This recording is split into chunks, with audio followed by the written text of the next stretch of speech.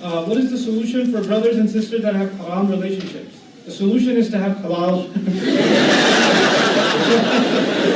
Solution. Dude. Okay, I'll just be upfront with you. This is not a relationship session, but I'll just say a one-liner. If you like it, you like it. If you don't, you don't. If you like the girl and you're talking to her and you feel bad about it, if you don't have the guts to go talk to her father about it, leave it alone and walk away.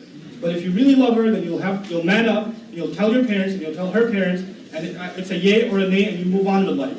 Don't string her along and ruin her life and your own. Don't do that to yourself. Don't do that to her. If you love her, then you wouldn't want to cause her that kind of suffering later on and that humiliation to her family. So please man up. Okay.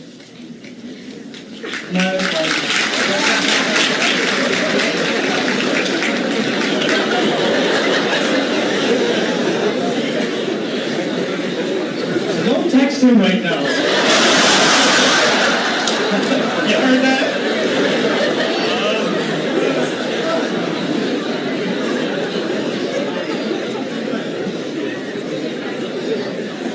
Okay, so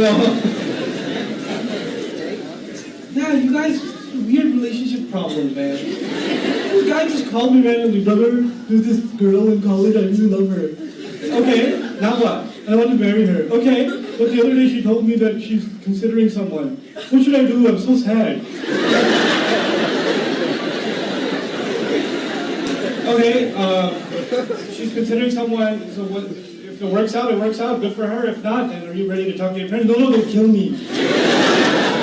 Then go in a corner and cry and when you're ready to grow up and then call me back. You can't even talk to your parents about it. You're crying, you mean?